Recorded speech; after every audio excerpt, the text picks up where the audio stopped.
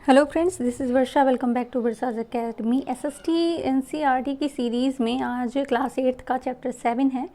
देखिए, अभी तक हम लोगों ने काफ़ी कुछ पढ़ा है कि शिक्षा के क्षेत्र में क्या बदलाव हुए अंग्रेज़ों के आने के बाद में।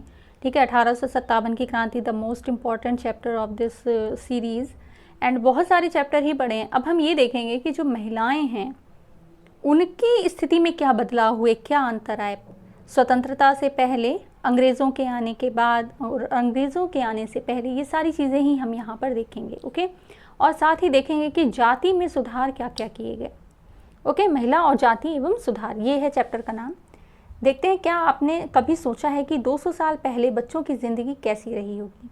आजकल मध्यवर्गीय परिवारों की ज़्यादातर लड़कियां स्कूल जाती हैं और उनमें से बहुत सारी लड़कों के साथ पढ़ती हैं। ठीक है, पहले क्या था कि लड़कियों के अलग स्कूल थे, लड़कों के अलग स्कूल थे, एक साथ पढ़ने नहीं देते थे। ओके, बड़ी होने पर उनमें से बहुत सारी लड़कियां कॉलेज और विश्वविद्यालयों में जाती हैं, विभिन्न प्रकार की नौकरियां करती हैं।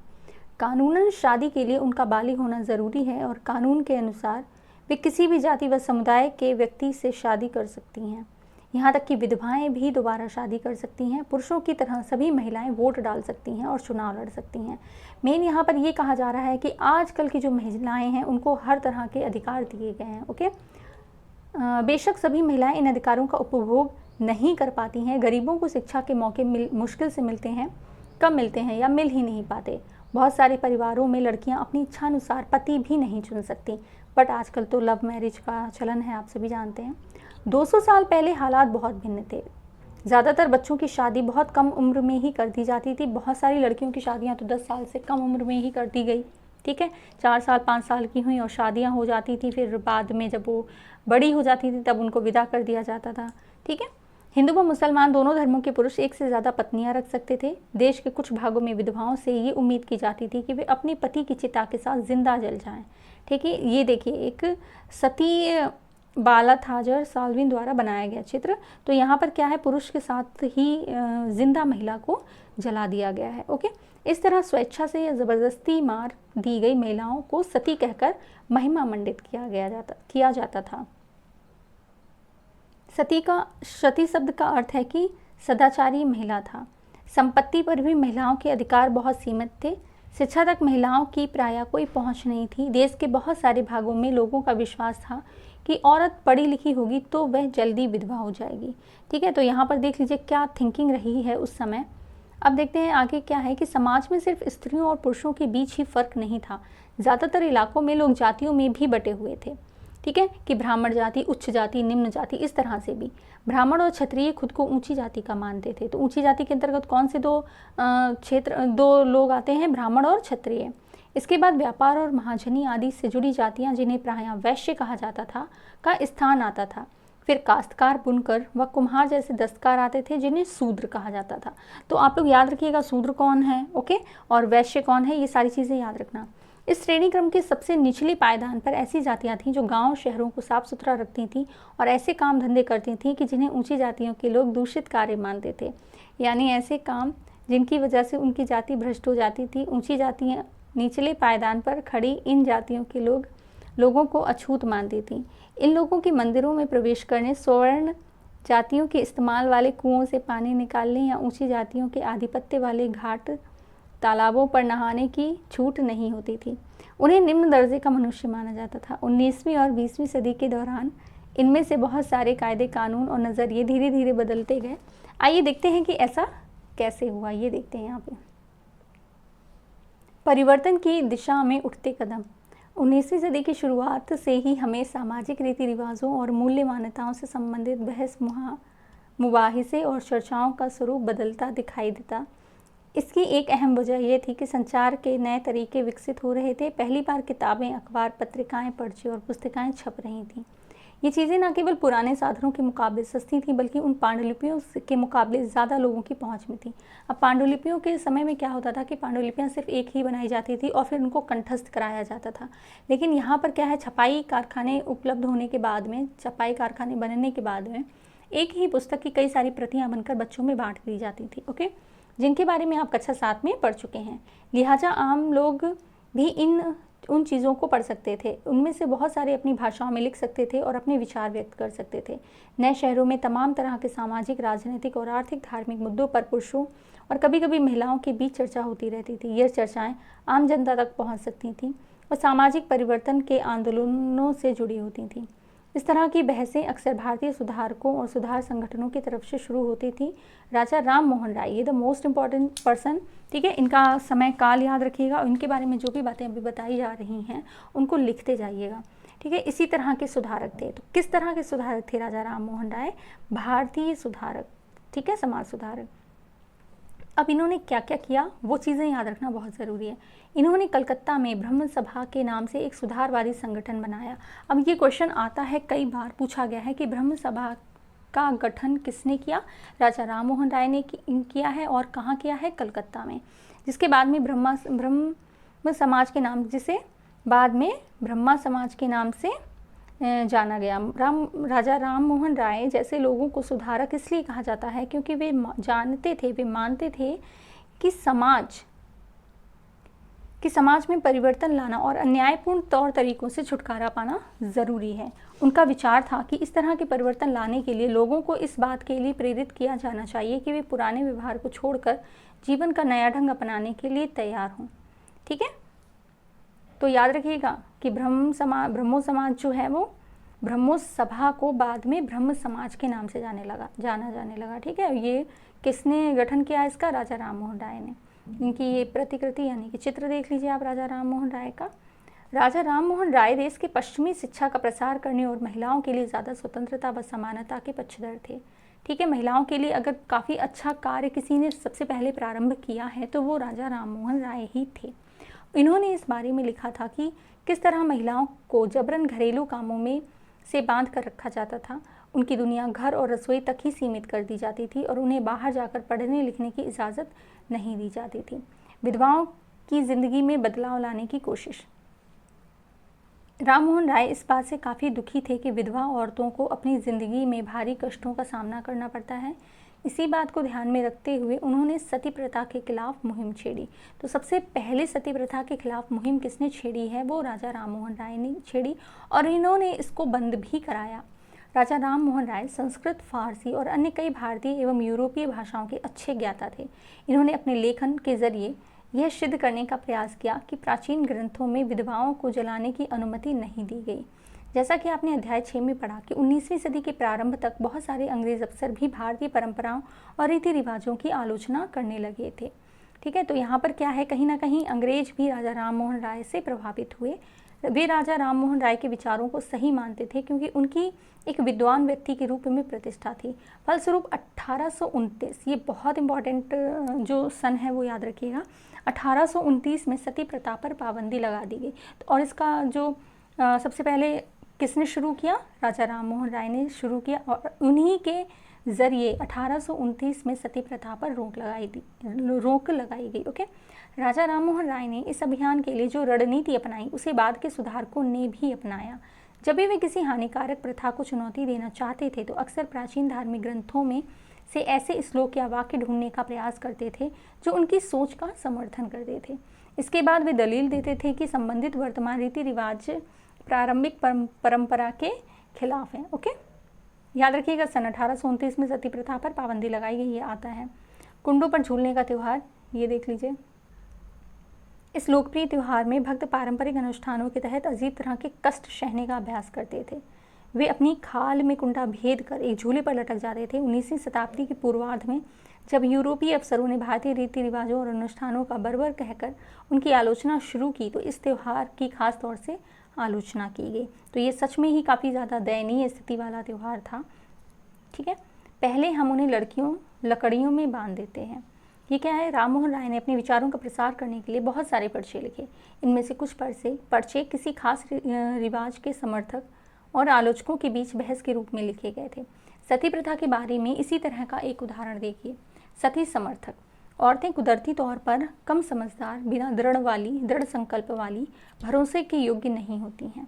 उनमें से बहुत सारी खुद ही अपने पति की मृत्यु के बाद उनके साथ जाने की कामना करने लगती हैं, परंतु वे कहीं धधकती आग से भाग ना निकलें, इसीलिए हम उन्हें चिता की लकड़ियों में कसकर बांध देते थे। ठीक है। तो ये समझ लीजिए कितनी ज़्यादा दयनीय स्थिति उस समय औरतों की थी कि उनको बांध दिया जाता था जिंदा। सती विरोधी, आप लोग महिलाओं को अपनी स्वाभाविक क्षमता का प्रदर्शन करने का सही मौका ही कब दिया? फिर भला तुम ये कैसे कह सकते हो कि उन्हें समझ नहीं होती? अगर ज्ञान और शिक्षा के बाद भी कोई व्यक्ति ना समझ सकता हो, तो पढ़ाई गई चीज़ों को ग्रहण ना कर पाए, तो हम उसे अक्षम मान सकते हैं। परंतु अगर तुम औरतों को पढ़ने का मौका ही नहीं दोगे, तो तुम उन्हें कमतर कैसे कह सकते हो? उदाहरण के लिए प्रसिद्ध सुधारक ईश्वर चंद्र विद्यासागर। अब देखिए, अभी तक आपने राजा राममोहन राय के बारे में पढ़ा, उनका सन याद रखिएगा, उनको भारतीय समाज सुधारक कहा जाता है। ठीक है। अब हम बात करते हैं ईश्वर चंद्र विद्यासागर की। ये भी एक महान व्यक्ति हैं और इन्होंने क्या क्या किया है वो भी आपको पता होना चाहिए। ओके, ये दयानंद सरस्वती हैं। इनको देखिए, ईश्वर चंद्र विद्यासागर ने भी विधवा विवाह के पक्ष में प्राचीन ग्रंथों का ही हवाला दिया। ठीक है। तो इन्होंने क्या किया, विधवा विवाह का जो गठन है किया। उन्होंने कहा कि विधवाओं का भी विवाह होना चाहिए। ओके, अंग्रेज सरकार ने उनका ये सुझाव मान लिया और 1856 में विधवा विवाह के पक्ष में कानून पारित कर दिया गया। अब ये सन ज़रूर याद रखिएगा कि इसका कानून जो है वो कब पारित किया गया है, 1856 में। और इसकी कोशिश किसने की है, ईश्वर चंद्र विद्यासागर ने। ओके, पारित किया। जो विधवाओं के विवाह का विरोध करते थे, उन्होंने विद्यासागर का भी विरोध किया, यहाँ तक कि उनका बहिष्कार कर दिया। 19वीं सदी के उत्तरार्ध यानी कि स्टार्टिंग में विधवा विवाह के पक्ष में चलाया जा रहा आंदोलन देश के अन्य भागों में भी फैल गया। मद्रास प्रेसिडेंसी के तेलुगु भाषी इलाकों में वीर शेलिंगम पंतुलु ने विधवा विवाह का समर्थन में एक संगठन बनाया था। लगभग उसी समय बम्बई में युवा बुद्धिजीवियों और सुधारकों ने भी विधवा विवाह के प्रचार प्रसार का संकल्प लिया। मतलब कहीं ना कहीं कुछ लोग और क्षेत्रों से भी ईश्वर चंद्र विद्यासागर के इस बात का समर्थन करने लगे थे। ठीक है। उत्तर में आर्य समाज की स्थापना करने वाले स्वामी दयानंद सरस्वती। अब यहाँ पर देखिए, ये मोस्ट इंपॉर्टेंट पर्सन यहाँ पर ये आ गए हैं, दयानंद सरस्वती। इन्होंने किसकी स्थापना की, आर्य समाज की। तो क्वेश्चन ऐसे आता है कि आर्य समाज की स्थापना किसने की है, तो आपको पता होना चाहिए दयानंद सरस्वती ने भी। इन्होंने भी विधवा विवाह का समर्थन किया। इसके बावजूद विवाह करने वाली विधवा महिलाओं की संख्या काफ़ी कम थी। विवाह करने वाली विधवाओं को समाज में आसानी से स्वीकार नहीं किया जाता था, क्योंकि उस समय समाज कैसा था, रूढ़िवादी। ठीक है। इस तरह रूढ़िवादी तबके इस नए कानून का विरोध करते रहे। अब ये एक और ये चीज़ देख लीजिए कि दयानंद सरस्वती ने 1857 में आर्य समाज की स्थापना की थी। ठीक है। तो ये सन ज़रूर याद रखिएगा, सन सभी की याद रखिए। यहाँ पर लड़कियाँ स्कूल जाने लगी। अब ये ईश्वर चंद्र विद्यासागर का चित्र है, वो देख लीजिए आप किस तरह दिखते थे। लड़कियाँ स्कूल जाने लगती हैं। बहुत सारे सुधारकों को लगता था कि महिलाओं की दशा सुधारने के लिए लड़कियों को शिक्षित करना ज़रूरी है। कलकत्ता में विद्यासागर और बम्बई में बहुत सारे अन्य सुधारकों ने लड़कियों के लिए स्कूल खोले। 19वीं सदी के मध्य में जब इस तरह के प्रारंभिक स्कूल खुले, तो बहुत सारे लोग उनसे डरते थे। लोगों को भय था कि स्कूल वाले लड़कियों को घर से निकाल ले जाएंगे और उन्हें घरेलू कामकाज नहीं करने देंगे। स्कूल जाने के लिए लड़कियों को सार्वजनिक स्थानों से गुजर कर जाना पड़ता था। बहुत सारे लोगों को लगता था कि इससे लड़कियां बिगड़ जाएंगी। उनकी मान्यता थी कि लड़कियों को सार्वजनिक स्थानों से दूर रहना चाहिए। फलस्वरूप 19वीं सदी में पढ़ने लिखने वाली ज़्यादातर महिलाओं को उनके उदार विचारों वाले पिता या पति की देखरेख में घर पर ही पढ़ाया जाता रहा। कई महिलाओं ने बिना किसी मदद के लिए खुद ही पढ़ना लिखना सीखा। क्या आपको याद है कि पिछले साल की सामाजिक एवं राजनीतिक जीवन पुस्तक में अपनी रास सुंदरी देवी के बारे में क्या पढ़ा था? वे ऐसी महिलाओं में से थीं जिन्होंने रात में दिए की टिमटिमाती लौ में चोरी छिपे ही लिखना पढ़ना सीखा था। आप समझ लीजिए, इस तरह की भी औरतें थीं जो पढ़ना चाहती थी और उनको पढ़ने नहीं दिया जाता था। ठीक है। ये देखिए, हिंदू विश्व महाविद्यालय की छात्राएं 1875, ये सब यहाँ पर हैं। चित्र देखिए इनका। 19वीं शताब्दी में जब लड़कियों के लिए स्कूल खोले गए, तो आमतौर पर माना जाता था कि लड़कियों की पढ़ाई लिखाई लड़कों की पढ़ाई लिखाई से कम सख्त होनी चाहिए। हिंदू महिला विद्यालय ऐसे शुरुआती संस्थानों में से था जहाँ वही शिक्षा दी जाती थी जो उस समय लड़कों को दी जा रही थी। ओके। 19वीं सदी के आखिरी हिस्से में आर्य समाज द्वारा पंजाब में, ये भी बहुत इंपॉर्टेंट है, ज्योतिबा राव फूले द्वारा महाराष्ट्र में लड़कियों के लिए स्कूल खोले गए। ठीक है। और इनकी जो वाइफ थी वो पहली शिक्षित महिला रही हैं। ठीक है। 19वीं सदी में आर्य समाज द्वारा पंजाब में ज्योतिराव फूले द्वारा महाराष्ट्र में लड़कियों के लिए स्कूल खोले गए। उत्तर भारत में कुलीन मुस्लिम परिवारों की महिलाएं अरबी में कुरान शरीफ पढ़ना सीखने लगीं। उन्हें घर पर ही पढ़ाने के लिए शिक्षिकाएं रखी जाती थीं।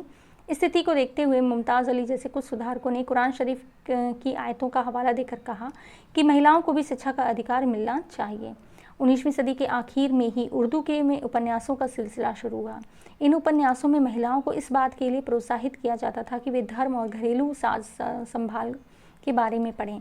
मतलब उनको ये भी पर्टिकुलर ये चीज़ें बताई जाती थी कि आपको बस इनके बारे में पढ़ना है, अदर किसी के बारे में नहीं। ठीक है, महिलाओं के बारे में महिलाएं लिखने लगीं। 20वीं सदी की शुरुआत में ही बहुत सारी मुस्लिम महिलाओं ने महिला शिक्षा को बढ़ावा देने के लिए अहम भूमिका अदा की। जैसे भोपाल के लिए बेगम ने अलीगढ़ में लड़कियों के लिए प्राथमिक स्कूल खोले। ठीक है, भोपाल की बेगमों ने अलीगढ़ में लड़कियों के लिए प्राथमिक स्कूल खोला। बेगम रुकैया सखावत हुसैन भी इस दौर की एक प्रभावशाली महिला थी, जिन्होंने कलकत्ता और पटना में मुस्लिम लड़कियों के लिए स्कूल खोले। ये पंडिता रमाबाई हैं। ये रूढ़िवादी विचारों की कटु आलोचक थी। उनका मानना था कि प्रत्येक धर्म के धार्मिक नेताओं ने औरतों को निचले दर्जे में रखा है। 1880 के दशक तक आते आते भारतीय महिलाएं विश्वविद्यालय में प्रवेश लेने लगी थीं। उनमें से कुछ चिकित्सक और कुछ शिक्षिका बन गईं। बहुत सारी महिलाएं लिखने लगीं और उन्होंने समाज में महिलाओं की स्थिति पर अपने आलोचनात्मक विचार प्रकाशित किए। पूना में घर पर ही रहकर शिक्षा प्राप्त करने वाली ताराबाई शिंदे ने स्त्री पुरुष तुलना नाम से एक किताब प्रकाशित की। ये बहुत इंपॉर्टेंट है, ये हम लोग पहले भी पढ़ चुके हैं। ठीक है, ताराबाई शिंदे ने कौन सी पुस्तक लिखी है? स्त्री पुरुष तुलना, ठीक है, नाम से एक किताब प्रकाशित की, जिसमें पुरुषों और महिलाओं के बीच मौजूद सामाजिक फ़र्कों की आलोचना की गई थी। संस्कृत की एक महान विद्वान पंडिता रमाबाई का मानना था कि हिंदू धर्म महिलाओं का दमन करता है। उन्होंने ऊंची जातियों की हिंदू महिलाओं की दुर्दशा पर एक किताब में भी लिखी थी। उन्होंने पूना में एक विधवा गृह की स्थापना की, जहां ससुराल वालों के हाथों अत्याचार झेल रही महिलाओं को पनाह दी जाती थी। वहां महिलाओं को ऐसी चीज़ें सिखाई जाती थीं जिनके सहारे वे अपनी रोजी रोटी चला सकें। जाहिर है कि इन सब बातों से रूढ़िवादी खेमे के लोग काफ़ी आग बबूला हुए। उदाहरण के लिए बहुत सारे हिंदू राष्ट्रवादियों को लगने लगा था कि हिंदू महिलाएं पश्चिम तौर तरीके अपना रही हैं, जिससे हिंदू संस्कृति भ्रष्ट होगी और पारिवारिक संस्कार नष्ट हो जाएंगे। रूढ़िवादी मुसलमानों में भी इन बदलावों के नतीजों को लेकर चिंतित थे। जैसा कि आप देख सकते हैं, 19वीं सदी के आखिर तक खुद महिलाएं भी सुधारों के लिए बढ़ चढ़कर प्रयास करने लगीं, क्योंकि वो भी चाहती थीं कि जिस तरह से पुरुष अपनी सहभागिता दे रहे हैं हर क्षेत्र में, वैसे ही वो भी दें। ठीक है, उन्होंने किताबें लिखी और पत्रिकाएं निकालीं, स्कूल और प्रशिक्षण केंद्र खोले और महिलाओं को संगठित किया। 20वीं सदी की शुरुआत से वे महिलाओं का मताधिकार, बेहतर स्वास्थ्य सुविधाएं और शिक्षा के अधिकारों के बारे में कानून बनवाने के लिए राजनीतिक दबाव समूह बनाने लगी थीं। ठीक है, उनमें से कुछ महिलाओं ने 1920 के दशक के बाद विभिन्न प्रकार के राष्ट्रवादी समाजवादी आंदोलनों में हिस्सा भी लिया, जैसे कि आप सरोजिनी नायडू को जानते होंगे। ठीक है, 20वीं शताब्दी में जवाहरलाल नेहरू और सुभाष चंद्र बोस जैसे नेताओं ने महिलाओं के लिए और अधिक स्वतंत्रता व समानता की मांगों का समर्थन किया। राष्ट्रीय नेताओं ने आश्वासन दिया कि स्वतंत्रता मिलने पर सभी पुरुषों व महिलाओं को वोट डालने का अधिकार दे दिया जाएगा, परंतु उनका आह्वान था कि जब तक स्वतंत्रता नहीं मिल जाती तब तक महिलाओं को अंग्रेजी राज्य विरोधी संघर्ष में ही जोर लगाना चाहिए। अब देखते हैं बाल विवाह के विरुद्ध कानून। महिला संगठनों के विकास इन मुद्दों पर हो रहे लेखन की वजह से सुधारों के पक्ष में आवाज़ और मजबूत की गई हुई। लोग बाल विवाह जैसे स्थापित परंपराओं को चुनौती देने लगे। अब यहाँ पर आप एक चित्र देख लीजिए, 8 साल की दुल्हन, ये 8 साल की लड़की है और इसकी शादी एक पुरुष के साथ हो रही है। ठीक है, यहाँ देखिए 20वीं शताब्दी की शुरुआत में एक बाल वधू का चित्र है। क्या आपको पता है कि आज भी हमारे देश की 20% से ज़्यादा लड़कियों की शादी 18 साल से पहले ही हो जाती है। यहाँ पर बात करते हैं कि केंद्रीय विधानसभा में बहुत सारे सांसद थे जिन्होंने बाल विवाह पर पाबंदी हेतु कानून बनाने के लिए संघर्ष किया। 1929 में बाल विवाह निषेध अधिनियम पारित किया गया। सन याद रखिएगा, मोस्ट इंपॉर्टेंट लाइन है, 1929 में बाल विवाह निषेध अधिनियम पारित किया गया। इस कानून के बारे में वैसी कड़वी बहसें और संघर्ष नहीं हुए जैसे पुराने सुधारवादी कानूनों के बारे में हुए, क्योंकि अब क्या है कि जनता खुद चाह रही है कि कुछ अच्छे बदलाव देखने को मिले। ठीक है, इस कानून के अनुसार 18 साल से कम उम्र के लड़के और 16 साल से कम उम्र की लड़की की शादी नहीं की जा सकती। तो यहाँ पर ये जो 18 और 16 है, ये भी आपको याद रखना ज़रूरी है। ठीक है, कि 1929 में जो बाल विवाह निषेध अधिनियम पारित किया गया, उसमें लड़के और लड़की की उम्र क्या रखी गई, क्वेश्चन ऐसे आता है। बाद में ये उम्र बढ़ाकर क्रमशः 21 साल व 18 साल कर दी गई। ओके, अब हम बात करते हैं जाति और समाज सुधार की। हमने अभी जिन समाज सुधारकों का जिक्र किया उनमें से कई जातीय गैर बराबरी के भी विरोधी थे। राजा राममोहन राय ने जाति व्यवस्था की आलोचना करने वाले एक पुराने बौद्ध ग्रंथ का अनुवाद किया। प्रार्थना समाज भक्ति परंपरा के समर्थक था, जिसने सभी जातियों की आध्यात्मिक समानता पर जोर दिया गया था। जाति उन्मूलन के लिए काम करने के लिए बम्बई में 1840 में परमहंस मंडली का गठन किया गया। इन सुधारकों और सुधार संगठनों के सदस्यों में बहुत सारी ऊंची जातियों के लोग थे। गुप्त बैठकों में वे सुधारक भोजन और स्पर्श जैसे मामलों में जातीय कायदे कानूनों का उल्लंघन करते थे, जिससे अपने जीवन में भी जातीय पूर्वाग्रहों और बंधनों से निजात पा सके। ओके, कई लोग ऐसे थे जो जाति आधारित समाज व्यवस्था में होने वाले अन्याय के विरुद्ध थे। 19वीं सदी में ईसाई प्रचारक आदिवासी समुदायों और निचली जातियों के बच्चों के लिए स्कूल खोलने लगे थे। इस प्रकार इन बच्चों को बदलती दुनिया में अपना रास्ता ढूंढने के नए साधन मिलने लगे थे। उसी समय बहुत सारे गरीब लोग शहरों में निकल रही नई नौकरियों की तलाश में गांव छोड़कर भी जा रहे थे। नए कारखानों और नगर पालिकाओं में नई नौकरियां निकल रही थीं। कल्पना कीजिए कि इससे मजदूरी की कितनी मांग पैदा हुई होगी। शहरों में नालियां बनाई जानी थी, सड़कें बिछनी थी, इमारतों का निर्माण होना था, शहरों को साफ किया जाना था। इसके लिए कूलियों, खुदाई करने वाले, भूसा ढोने वाले, ईंट बनाने वाले, नालियाँ साफ करने वाले, सफाई कर्मी, पालकी ढोने वाले, रिक्शा खींचने वालों की ज़रूरत थी। यहाँ श्रम कहाँ से आया? इन कामों में संभालने के लिए गांव और छोटे कस्बों के गरीब शहरों की तरफ जाने लगे, जहाँ मजदूरी की मांग पैदा हो रही थी। अभी भी ऐसा ही होता है कि देखिए, गांव से लोग होते हैं ना, तो वो क्या करते हैं, शहरों की तरफ जाते हैं, ताकि क्योंकि गांव में इतना रोजगार नहीं है। शहर जाने वालों में बहुत सारे निम्न जातियों के लोग भी थे। कुछ लोग असम, मॉरिशस, त्रिनिदाद और इंडोनेशिया आदि स्थानों पर बागानों में काम करने भी चले गए। समझ लीजिए कितनी दूर दूर। अब निम्न जाति वाले जब दूसरे शहरों में जाते हैं तो आपको पता है कि वो अपनी जाति छुपा लेते हैं। वो नहीं बताते हैं कि वो निम्न जाति के हैं, वो उच्च जाति बताकर और उच्च जाति के लोगों के साथ ही बैठा करते थे। ओके, नए स्थानों पर काम अक्सर बहुत कठोर था, परंतु गरीबों, निचली जातियों के लोगों को वह काम में सवर्ण जमींदारों द्वारा अपने जीवन पर दमनकारी कब्जे और दैनिक अपमान से छूट निकलने का एक मौका था। भाई, अगर वो काम करेंगे तो उनके हाथ में पैसा होगा, तो वो क्या है, ज़मींदार वगैरह से दूर रहेंगे। ये देखिए, एक कूली जहाज़ 19वीं शताब्दी जॉन एलन नामक एक कूली जहाज़ के द्वारा भारतीय मजदूरों को मॉरिशस ले जाया जाता था। वहाँ उन्हें तरह तरह के कठोर काम करने पड़ते थे। इनमें से ज़्यादातर मजदूर निचली जातियों के होते थे। ठीक है, जूते कौन बना सकता है? चमड़े का काम करने वालों को परंपरागत रूप से नीची नज़र से देखा जाता है, क्योंकि वे मृत पशुओं का चमड़ा निकालते हैं, जिन्हें गंदा व दूषित माना जाता है। पहले विश्व युद्ध के दौरान सेना के लिए जूतों की ज़बरदस्त मांग पैदा हो गई थी, परंतु चमड़े के कामों के प्रति जातीय पूर्वाग्रहों की वजह से केवल परंपरागत चमड़ा कामगार और मोची ही जूते तैयार कर सकते थे। लिहाजा वे ज़्यादा कीमत की मांग करने लगे और उन्हें काफ़ी लाभ हुआ। जूते बनाते मदिगा समुदाय के लोग 19वीं शताब्दी, याद रखिएगा कौन सा समुदाय है, मदिगा समुदाय। ठीक है, मौजूदा आंध्र प्रदेश में मदिगा एक महत्वपूर्ण अछूत जाति रही है। ये लाइन भी याद रखिएगा।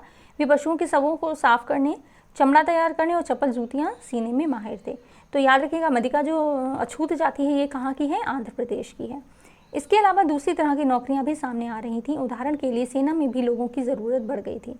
अछूत माने जाने वाले महार समुदाय के बहुत सारे लोगों को महार रेजिमेंट में नौकरी मिल गई। ठीक है, दलित आंदोलन के नेता BR अम्बेडकर के पिता एक सैनिक स्कूल में ही पढ़ाते थे। अब देखिए, यहाँ पर कक्षा में जगह नहीं, ये देख लेते हैं पहले। बम्बई प्रेसिडेंसी में 1829 में भी अछूतों को सरकारी स्कूलों में घुसने नहीं दिया जाता था। जब उन्होंने इस अधिकार के लिए सख्ती से आवाज़ उठाई तो उन्हें कक्षा से बाहर बरामदे में बैठकर सबक सुनने की इजाज़त दे दी गई, ताकि वे कमरे को दूषित ना कर सकें, जहां ऊंची जाति के लड़कों को पढ़ाया जा सकता था। ये देखिए क्या है, गुजरात में दुबला समुदाय के लोग बाजार के लिए आम ढोकर ले जा रहे हैं। तो यहाँ पर इतना याद रखिएगा कि गुजरात में दुबला समुदाय कहाँ का है, गुजरात का है। दुबला मजदूर स्वर्ण जमींदारों के पास मजदूरी करते थे, वे उनके खेत संभालते थे और जमींदारों के घर आंगन में तमाम छोटे बड़े काम करते थे। ठीक है, अब बात करते हैं समानता और न्याय की मांग की। तो 19वीं सदी के दूसरे हिस्से तक गैर ब्राह्मण जातियों के भीतर से भी लोग जातीय भेदभाव के खिलाफ आवाज़ उठाने लगे थे। उन्होंने सामाजिक समानता और न्याय की मांग करते हुए आंदोलन शुरू कर दिए थे। मध्य भारत में सतनामी आंदोलन की शुरुआत घासीदास ने की। तो याद रखिएगा, ये सतनामी आंदोलन किसने शुरू किया है? घासीदास ने। ठीक है, बहुत इंपॉर्टेंट है, याद रखिएगा। जितने भी आंदोलन हो रहे हैं, समाज सुधार हो रहे हैं, तो इनके सन याद रखिएगा और किन्होंने ये किया है वो याद रखिएगा। जिन्होंने चमड़े का काम करने वालों को संगठित किया, उनकी सामाजिक स्थिति में सुधार के लिए आंदोलन छेड़ दिया। पूर्वी बंगाल में हरिदास ठाकुर के मतुआ पंथ ने चांडाल काश्तकारों के बीच काम किया। हरिदास ने जाति व्यवस्था को सही ठहराने वाले ब्राह्मणवादी ग्रंथों पर सवाल उठाया। जिसे आज केरल कहा जाता है, वहाँ एझवा जाति के श्री नारायण गुरु ने अपने लोगों के बीच एकता का आदर्श रखा। तो ये भी याद रखिएगा, एझवा जाति जो है वो कहाँ की है? केरल की है। उन्होंने जातिगत विभिन्नता के आधार पर लोगों के बीच भेदभाव करने का विरोध किया। उनके अनुसार सारी मानवता की एक ही जाति है। उनका एक महत्वपूर्ण कथन था, ओरु जाति ओरु मत्तम ओरु दैवम मनुष्याम। इसका मतलब है कि मानवता की एक जाति है, एक धर्म है और एक ही ईश्वर है। इन सभी पंथों की स्थापना ऐसे लोगों ने की जो गैर ब्राह्मण जातियों से थे, उनके बीच ही काम करते थे। ठीक है, उन्होंने इन आदतों और तौर तरीकों को बदलने का प्रयास किया जो प्रभुत्वशाली जातियों का अपमान करने के लिए उकसाती थी। उन्होंने अधीनस्थ जातियों के स्वाभिमान का भाव पैदा करने का प्रयास किया। ये श्री नारायण गुरु हैं। ठीक है, अब हम बात करते हैं गुलामगिरी की। ये देखिए ज्योतिराव फूले जी हैं। गुलामगिरी ये एक पुस्तक है। निम्न जाति नेताओं में ज्योतिराव फूले सबसे मुखर नेताओं में से थे। 1827 में जन्मे ज्योतिराव फूले ने ईसाई प्रचारकों द्वारा खोले गए स्कूलों में शिक्षा पाई थी। तो ये सन याद रखने की ज़रूरत नहीं है। ठीक है, बड़े होने पर उन्होंने जाति आधारित समाज में फैले अन्याय के बारे में विचार व्यक्त किए। ठीक है, वो जाति व्यवस्था के क्या थे? विरोधी रहे हैं एक तरह से। वो ये निम्न जाति उच्च जाति का जो बंटवारा था वो ये नहीं चाहते थे। उन्होंने ब्राह्मणों के इस दावे पर खुलकर हमला बोला कि आर्य होने के कारण वे औरों से श्रेष्ठ हैं। फूले का तर्क था कि आर्य विदेशी थे तो जो उपमहाद्वीप से बाहर से आए थे। उन्होंने इस मिट्टी में के असली बारिशों आर्यों के आने से पहले यहाँ रह रहे मूल निवासियों को हराकर उन्हें गुलाम बना लिया था। जब आर्यों ने अपना प्रभुत्व स्थापित कर लिया तो वे पराजित जनता को नीच निम्न जाति वाला मानने लगे। फूले के अनुसार ऊंची जातियों का उनके ज़मीन और सत्ता पर कोई अधिकार नहीं। ये धरती यहाँ के देसी लोगों की, कथित निम्न जाति के लोगों की है, ये उनका कथन है। ठीक है, फूले ने दावा किया कि आर्यों के शासन से पहले यहाँ स्वर्ण युग था। तब योद्धा किसान जमीन जोतते थे और मराठा देहात पर न्याय संगत और निष्पक्ष तरीके से शासन करते थे। उन्होंने सुझाव दिया कि शूद्रों यानी कि श्रमिक जातियाँ और अतिशूद्रों यानी कि अछूत को जातीय भेदभाव खत्म करने के लिए संगठित होना चाहिए। फूले द्वारा स्थापित किए गए सत्य शोधक समाज। अब यहाँ पर देखिए मोस्ट इंपॉर्टेंट लाइन क्या आ गई है कि सत्य शोधक समाज की स्थापना किसने की है? तो ज्योतिराव फूले ने की है। नामक संगठन ने जातीय समानता के समर्थन में मुहिम चलाई। तो ये बहुत इंपॉर्टेंट है, याद रखिएगा। मैं यहाँ और तुम वहाँ। फूले उच्च जाति नेताओं के उपनिवेशवादी विरोधी राष्ट्रवाद के भी आलोचक थे। उन्होंने लिखा था कि ब्राह्मण ने अपने धर्म की ये तलवार छिपा ली है जिसने लोगों की संपन्नता का गला काट दिया। अब वे देश के महान देशभक्त बने घूम रहे हैं। वे हमारे शूद्र मुस्लिम और पारसी नौजवानों को ये सलाह देते हैं कि अगर हम ऊंच नीच के बारे में अपना सारा लड़ाई झगड़ा बंद करके एकजुट नहीं होंगे तो हमारा देश कभी उन्नति नहीं कर पाएगा। यह एकता उन्हीं के फ़ायदे में है क्योंकि इसके बाद दोबारा यही स्थिति पैदा हो जाएगी, मैं यहाँ और तुम वहाँ। ये क्या है? ज्योतिराव फूले काश्तकार की चाबुक, मतलब इन्होंने जो पुस्तक लिखी उसका नाम है। अब देखिए 1873 में फूले ने गुलामगिरी नामक एक किताब लिखी। तो ये भी याद रखिएगा, सन भी याद रखिएगा इसका। ठीक है, 1873 में फूले ने कौन सी पुस्तक लिखी है? गुलामगिरी। बहुत आता है ये, बहुत पुस्तकें जितनी भी हैं वो याद रखिएगा। इससे लगभग 10 साल पहले अमेरिका का गृह युद्ध हो चुका था जिसके फलस्वरूप अमेरिका में दास प्रथा खत्म कर दी गई थी। फूले ने अपनी पुस्तक उन सभी अमेरिकियों को समर्पित की जिन्होंने गुलामों को मुक्ति दिलाने के लिए संघर्ष किया था। इस तरह उन्होंने भारत की निम्न जातियों और अमेरिका के काले गुलामों की दुर्दशा को एक दूसरे से जोड़ दिया। ठीक है, जैसा कि इस उदाहरण से हमें पता चलता है कि फूले ने जाति व्यवस्था की अपनी आलोचना को सभी प्रकार की गैर बराबरी से जोड़ दिया था। ये उच्च जाति महिलाओं की दुर्दशा, मजदूरों की मुसीबतों और निम्न जातियों के अपमानपूर्ण हालात के बारे में गहरे तौर पर चिंतित थे। जाति सुधार का ये आंदोलन 20वीं सदी में भी पश्चिम भारत में बी आर अम्बेडकर और दक्षिण में ई.वी. रामास्वामी नायकर जैसे महान दलित नेताओं के नेतृत्व में चलता रहा। मंदिरों में कौन जा सकता था? अम्बेडकर एक महार परिवार में पैदा हुए थे। ठीक है, अम्बेडकर के बारे में जानते हैं, ये भी निम्न जाति में हुए हैं, महार परिवार में। बचपन में उन्होंने इस बात को बहुत नज़दीक से देखा था कि रोज़ाना की ज़िंदगी में जातीय भेदभाव और पूर्वाग्रह क्या होता है। स्कूल में उन्हें कक्षा के बाहर ज़मीन पर बैठना पड़ता था। उन्हें सवर्ण बच्चों द्वारा इस्तेमाल किए जाने वाले नलकों से पानी पीने की इजाज़त नहीं थी। स्कूल की पढ़ाई पूरी करने के बाद उन्हें उच्च अध्ययन के लिए अमेरिका जाने हेतु फेलोशिप मिल गई थी।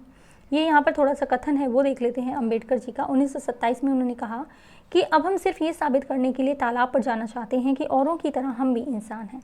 भाई देखिए, जाति कुछ नहीं होती है, चाहे उच्च जाति का हो, निम्न जाति का हो, ठीक है। भगवान ने, ईश्वर ने आप सभी को एक जैसा ही बनाकर भेजा, ठीक है। अगर कोई सवर्ण व्यक्ति की डेथ होती है, वो निम्न जाति का हो जाता है, तो उसको क्या निम्न जाति का कहने लगेंगे? तो ऐसी सोच ही गलत है, ठीक है। हिंदू समाज को दो मुख्य सिद्धांत, समानता और जातिवाद की समाप्ति पर पुनर्गठन किया जाना चाहिए। ये थिंकिंग किसकी थी? भीमराव अंबेडकर जी की थी, ठीक है। अब देखें, स्कूल की पढ़ाई पूरी करने पर उनको फेलोशिप मिल गई। 1919 में भारत लौटने पर उन्होंने समकालीन समाज में उच्च जातीय संस्था संरचना पर काफ़ी लिखा। सन 1927 में अंबेडकर ने मंदिर प्रवेश आंदोलन शुरू किया। उन्होंने ये कहा कि जो निम्न जाति के लोग हैं वो भी मंदिर में प्रवेश करें, ठीक है, जिसमें महाजाति के लोगों ने बड़ी संख्या में हिस्सा लिया। ब्राह्मण पुजारी इस बात पर बहुत आग बबूला हुए कि दलित भी मंदिर जलाशय का पानी इस्तेमाल कर रहे हैं। 1927 से 1935 के बीच अंबेडकर ने मंदिरों में प्रवेश के लिए ऐसे 3 आंदोलन चलाए।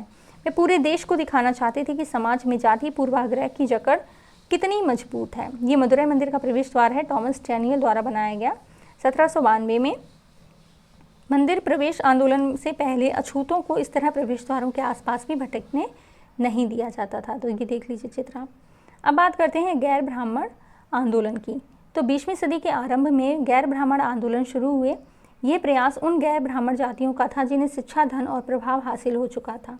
उनका तर्क था कि ब्राह्मण तो उत्तर से आए उन आर्य आक्रमणकारियों के वंशज थे जिन्होंने यहाँ के मूल निवासियों, देसी द्रविड़ नस्लों को हराकर दक्षिणी भूभाग पर विजय हासिल की। उन्होंने सत्ता पर ब्राह्मणवादी दावे को भी चुनौती दी। पेरियार के नाम से प्रसिद्ध ईवी रामास्वामी नायकर, तो इनका नाम याद रखिएगा, पेरियार के नाम से ये प्रसिद्ध है। इनका जो ओरिजिनल नेम है वो ईवी रामास्वामी नायकर है। एक मध्यवर्गीय परिवार में पले बड़े थे। अपने प्रारंभिक जीवन में वे सन्यासी थे। उन्होंने संस्कृत शास्त्रों का गंभीरता से अध्ययन किया। ये इनका चित्र है। बाद में वे कांग्रेस के सदस्य बने, परंतु जब उन्होंने राष्ट्रवादियों द्वारा आयोजित की गई एक दावत में देखा कि वहां बैठने के लिए जातियों के हिसाब से अलग अलग इंतजाम किया हुआ है, तो उन्होंने हताश होकर पार्टी छोड़ दी। इस दावत में निम्न जातियों और उच्च जातियों के लिए अलग अलग बैठने का इंतजाम किया गया था। पेरियार की समझ में आ चुका था कि अछूतों को अपने स्वाभिमान के लिए खुद लड़ना होगा। इसी बात को ध्यान में रखते हुए उन्होंने स्वाभिमान आंदोलन शुरू किया।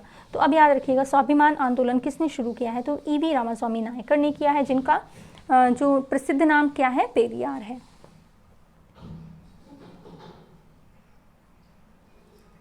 उनका कहना था कि मूल तमिल और द्रविड़ संस्कृति के असली वाहक अछूत हैं जिन्हें ब्राह्मणों ने अपने अधीन कर लिया है। उनका मानना था कि सभी धार्मिक नेता और मुखिया सामाजिक विभाजनों और असमानता को ईश्वर प्रदत्त मानते हैं। इसीलिए सामाजिक समानता के लिए सभी धर्मों से अछूतों को खुद मुक्ति पानी होगी। पेरियार हिंदू वेद पुराणों के कट्टर आलोचक थे। खास तौर से मनु द्वारा रचित संहिता, भगवत गीता और रामायण के वे कटु आलोचक थे। उनका कहना था कि ब्राह्मणों ने निचली जातियों पर अपनी सत्ता तथा महिलाओं पर पुरुषों का प्रभुत्व स्थापित करने के लिए इन पुस्तकों का सहारा लिया है। वे दलीलें लोगों को सहज रास नहीं आईं। निम्न जातीय नेताओं के भाषणों, विचारपूर्ण लेखन और आंदोलनों से उच्च जातीय राष्ट्रवादी नेताओं के बीच कुछ आत्ममंथन और आत्मालोचना की प्रक्रिया शुरू हुई। परंतु रूढ़िवादी हिंदू समाज ने भी उत्तर और सनातन धर्म सभाओं तथा भारत धर्म महामंडल और बंगाल में ब्राह्मण सभा जैसे संगठनों के जरिए इन रुझानों का सख्ती से विरोध किया। इन संगठनों का मकसद यही था कि हिंदू धर्म में जातीय ऊंच नीच का जो महत्व दिया जाता है उस पर कोई आंच न आए। वे साबित करना चाहते थे कि इस बात को धार्मिक ग्रंथों में भी मान्यता मिली हुई है। ओके, औपनिवेशिक काल के बाद भी जाति के सवाल पर बहस और संघर्ष चलते रहे और जो आज भी जारी है कहीं ना कहीं, ठीक है। अब ये बहुत देखिए, सुधारों के लिए संगठित होना, ये पूरा ही जो पेज है वो बहुत मोस्ट इंपॉर्टेंट है, याद रखिएगा। ब्रह्मो समाज ही, ब्रह्मो समाज की स्थापना किसने की बताइए? हम लोगों ने पढ़ा है ना पहले कि डॉक्टर जो राजा राम मोहन राय जी हैं, उन्होंने ब्रह्मो सभा की स्थापना की थी, जिसका नाम परिवर्तन करके बाद में ब्रह्मो समाज कर दिया गया, ठीक है। तो ये चित्र देख लीजिए, केशव चंद्र सेन का है। ब्रह्मो समाज के मुख्य नेताओं में से ये एक थे, ठीक है। ब्रह्मो समाज की स्थापना 1830 में की गई थी। ये संस्था सभी प्रकार की मूर्ति पूजा और ये जो उद्देश्य है किसी भी संस्थान का, किसी भी समाज का, आंदोलन का जो मुख्य उद्देश्य है वो आपको पता होना चाहिए, किस सन में किया है वो पता होना चाहिए और किसने किया है वो पता होना चाहिए। अब ब्रह्मो समाज की जो स्थापना है ये 1830 में हुई है, ठीक है। और इसका उद्देश्य क्या था कि मूर्ति पूजा और बलि के विरुद्ध थी और इसके अनुयायी उपनिषदों में विश्वास रखते थे, ठीक है। तो और ज़्यादा कुछ पढ़ने की ज़रूरत नहीं है। अब बात करते हैं डेरोजियर एवं यंगबंग। तो यहाँ पर हेनरी डेरोजियर जो हैं इन्होंने इसकी स्थापना की है। कब की है? 1820 के दशक में हेनरी लुई विवियन डेरोजियो। यंगबंग आंदोलन याद रखें, यंगबंग आंदोलन भी आ जाता है, यंग बंगाल आंदोलन भी आ जाता है, ठीक है। ज़रूरी नहीं पूरा बंगाल ही लिख कर आए, मोस्टली यंगबंग ही आता है, ठीक है। तो ये क्यों है? कलकत्ता के अध्यापक थे कौन? Henry Derozio. उन्होंने अपने विद्यार्थियों को आमूल परिवर्तनकारी विचारों से अवगत कराया, उन्हें तमाम तरह की सत्ता पर सवाल खड़ा करने के लिए प्रोत्साहित किया। मतलब उन्होंने कहीं ना कहीं ये कहा कि अगर कुछ गलत हो रहा है तो आप उसके खिलाफ आवाज़ उठाएं। उनके द्वारा शुरू किए गए यंग बंगाल मूवमेंट में उनके विद्यार्थियों ने परंपराओं और रीति रिवाजों पर उंगली उठाई, महिलाओं के लिए शिक्षा की मांग की और सोच व अभिव्यक्ति की स्वतंत्रता के लिए अभियान जो चलाया, ठीक है। अब बात करते हैं रामकृष्ण मिशन और विवेकानंद की। तो रामकृष्ण मिशन जो है ये किसने चलाया? ये विवेकानंद जी ने चलाया। रामकृष्ण मिशन का नाम स्वामी विवेकानंद के गुरु रामकृष्ण परमहंस के नाम पर रखा गया। तो ये लाइन याद रखना आप सभी। ये मिशन समाज सेवा और निस्वार्थ श्रम के जरिए मुक्ति के लक्ष्य पर जोर देता था। तो ये इतना नहीं आता, मोस्टली यही आता है। रामकृष्ण मिशन की जो कर्ता धर्ता है वो कौन है? विवेकानंद जी हैं और उनके गुरु के नाम पर उन्होंने इस मिशन की शुरुआत की, ठीक है। अब देख लीजिए, स्वामी विवेकानंद ने 1863 से 1902, जिनका मूल नाम नरेंद्र नाथ दत्त था, मूल नाम भी आ जाता है, उन्होंने श्री रामकृष्ण की सरल शिक्षा को अपनी प्रतिभाशाली संतुलित आधुनिक विचारधारा से जोड़कर संपूर्ण विश्व में प्रसारित किया। 1893 में शिकागो के विश्व धर्म सम्मेलन में उन्हें सुनने के बाद, तो ये भी याद रखिएगा कि शिकागो के विश्व धर्म संसद में वो कब गए थे? तो 1893 में, ओके। न्यूयॉर्क हेराल्ड ने विवरण दिया कि ऐसे विद्वान राष्ट्र में धर्म प्रचारकों को भेजना कितना महत्वपूर्ण है। वास्तव में स्वामी विवेकानंद आधुनिक समय में के पहले भारतीय थे जिन्होंने विश्वव्यापी स्तर पर वेदांत दर्शन के आध्यात्मिक गौरव को पुनर्स्थापित किया। लेकिन उनका उद्देश्य केवल धर्म की व्याख्या करना नहीं था। अपने देशवासियों की निर्धनता और दुर्दशा से उन्हें अतिशय दुख हुआ। उनका यह दृढ़ विश्वास था कि कोई सुधार तभी सफल हो सकता है जब जनसमूह की दशा उन्नत हो। अतः भारत के लोगों को उनका रसोई घर के धर्म के संकीर्ण चार दीवारी से बाहर निकलने और राष्ट्र की सेवा में एकजुट होने का आह्वान किया। इस आह्वान द्वारा भारतीय राष्ट्रवाद की पारंपरिक अवस्था में उन्होंने असाधारण योगदान दिए, किंतु राष्ट्रवाद के बारे में उनका भाव संकीर्ण नहीं था। उन्होंने ये विश्वास था कि मानव जाति को जिन समस्याओं का सामना करना पड़ रहा है उन पर तभी काबू पाया जा सकता है जब विश्व के सभी राष्ट्र एक समान धरातल पर एक साथ आएँ। अतः एक सामान्य आध्यात्मिक विरासत के आधार पर उन्होंने युवाओं को एक होने का उपदेश दिया। इस उद्बोधन में ये वास्तव में नई विचारधारा के प्रतीक और भविष्य के लिए एक महान शक्ति का स्रोत बन गए। अब बात करते हैं प्रार्थना समाज की। तो 1867 सन याद रखिएगा, कहाँ पर स्थापित की गई? बम्बई में। प्रार्थना समाज ने जातीय बंधनों को खत्म करने और बाल विवाह के उन्मूलन के लिए प्रयास किया। तो प्रार्थना समाज की स्थापना कब क्यों की गई है? ये कि बम्बई में की गई है 1867 में। और क्यों की गई है? कि जातीय बंधनों को खत्म करने और बाल विवाह के उन्मूलन के लिए। प्रार्थना समाज ने महिलाओं को शिक्षा को प्रोत्साहित किया और विधवा विवाह पर लगी पाबंदी के खिलाफ आवाज़ उठाई। उसकी धार्मिक बैठकों में हिंदू, बौद्ध और ईसाई ग्रंथों पर विचार विमर्श किया जाता था। अब बात करते हैं वेद समाज की। तो वेद समाज देखिए, मद्रास चेन्नई में 1864 में वेद समाज की स्थापना हुई। वेद समाज ब्रह्मो समाज से प्रेरित था। वेद समाज ने जातीय भेदभाव को समाप्त करने और विधवा विवाह तथा महिला शिक्षा को प्रोत्साहित करने के लिए काम किया। इसके सदस्य एक ईश्वर के अस्तित्व में विश्वास रखते थे। उन्होंने रूढ़िवादी हिंदू और अंधविश्वासों और अनुष्ठानों की सख्त निंदा की। अब बात करते हैं अलीगढ़ आंदोलन की। सैयद अहमद खां 1875 में अलीगढ़ में खोले गए मोहम्मद एंग्लो ओरिएंटल कॉलेज को ही बाद में अलीगढ़ मुस्लिम विश्वविद्यालय के नाम से जाना गया। तो याद रखिएगा कि अलीगढ़ मुस्लिम विद्यालय का जो पहला नाम है, अलीगढ़ मुस्लिम विश्वविद्यालय का जो पहला नाम है वो क्या था? Mohammedan Anglo oriental college, okay. यहाँ मुसलमानों को पश्चिमी विज्ञान के साथ साथ विभिन्न विषयों की आधुनिक शिक्षा दी जाती थी। अलीगढ़ आंदोलन का शैक्षणिक सुधारों के क्षेत्र में गहरा प्रभाव पड़ा। सन याद रखिएगा और किसने किया ये भी याद रखिएगा। अब हम बात करते हैं शिक्षा सभा आंदोलन की। ये लास्ट है आपका यहाँ पर। सिखों के सिंह सभा आंदोलन सिखों के सुधारवादी संगठन के रूप में सिंह सभाओं की स्थापना 1873 में अमृतसर से शुरू हुई थी। बाद में 1879 में लाहौर में भी सिंह सभा का गठन किया गया। इन सभाओं ने सिख धर्म की अंधविश्वासों, जातीय भेदभावों और ऐसे आचरण जिसे वे गैर सिख समझती थी से मुक्त कराने का प्रयास किया। इन्होंने सिखों की शिक्षा के लिए प्रोत्साहित किया, जिसमें अक्सर आधुनिक ज्ञान के साथ साथ सिख धर्म के सिद्धांतों को भी पढ़ाया जाता था। ये देख लीजिए, खालसा कॉलेज अमृतसर है, 1892 में सिख सभा आंदोलन के नेताओं द्वारा स्थापित किया गया। तो याद रखिएगा, खालसा आंदोलन जो है वो कौन से सन में स्थापित किया गया? 1892 में सिख सभा आंदोलन द्वारा। तो यहाँ पर आपका चैप्टर कंप्लीट होता है। काफ़ी बड़ा ये चैप्टर था और इसको जितना भी इसमें पढ़ाया गया ये मोस्ट इम्पॉर्टेंट ही है। ओके, तो बने रहिए ऐसे ही और वीडियोज़ के साथ में। Thank you so much for watching.